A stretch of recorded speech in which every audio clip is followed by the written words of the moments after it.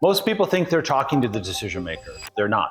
They're talking to someone who acts like the decision maker, sounds like the decision maker, and even tells you they are the decision maker. But when it's time to sign the contract, you get the delays. Let me check with someone and months of work start going nowhere.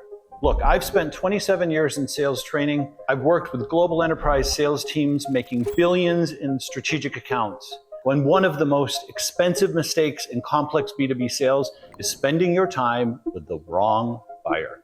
So today, I'm going to walk you through the 5 warning signs that you're not talking to the true economic buying influence, which is the only person with the authority to say yes, the veto power to go with whoever they want, and the one who cares about the biggest, most comprehensive, organizational-wide ROI story. If you can spot these signs early, you'll stop wasting time on people who can't actually move the deal forward. This is probably the most common trap that I see with strategic account executives. You've got someone who's in every meeting, they're responsive, they're asking questions, they're even giving you the feedback. And because they're so actively involved, you assume they must be the one calling the shots. But the true economic buying influence will not be that actively involved.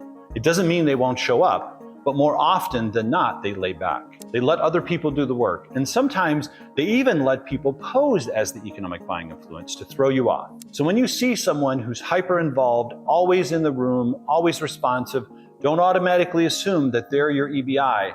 High involvement does not equal high influence. And making that mistake can cost you the deal. Number 2, they don't know the buying process. If you're talking to the economic buying influence, the person whose budget is ready to be allocated at the end of this purchasing process, they're going to know how the buying process works, period. So when you're asking a discovery question about what the buying process looks like and that person doesn't know it, or they're unsure, or they give you some vague, non-committal answer, most likely they're not the EBI. The real EBI lives in the process. It's their money and their decision.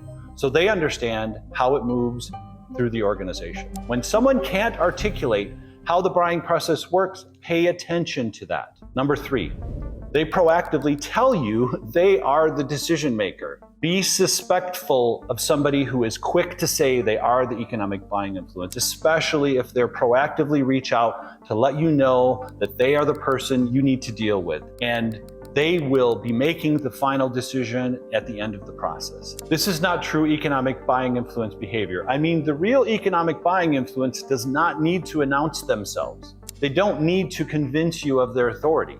When someone is going out of their way to tell you how important they are in the deal, that should raise a flag, not give you comfort. Number 4, they're in purchasing or contracting.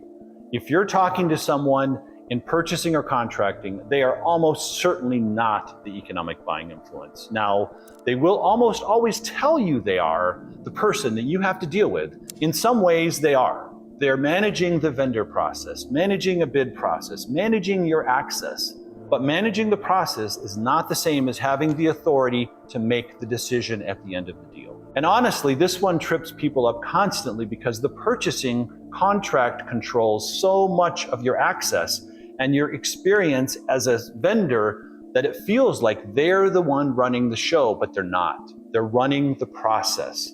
This is a different thing. Number 5, if they won't be the signing the contract at the end, when you ask who will sign the agreement at the end of the sales process, and this person needs to get a rubber stamp from somebody, or they need to get final review from someone else in order to return that to you, this tells you everything you need to know. The truth is, the real economic buying influence doesn't need a rubber stamp from anybody. They don't need a final check from anyone. It's their money, and if they've decided to use you, they can sign the contract and give it to you immediately. So look, if you're in a deal right now and the person you're talking to is showing any of these warning signs, you need to reassess who you're really talking to, because every meeting with the wrong person is time you're not getting back. Also, if you're managing a strategic account and you want to go deeper and you want to maximize all of them, let's talk.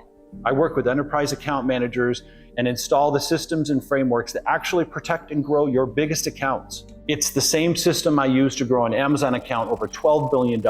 There's a link in the description, and book a free call with me. I talked in my last video about 90% of sales training is useless and what actually works. If you haven't seen that one yet, go watch it. It connects directly to what we've talked about today. I'll see you in the next one.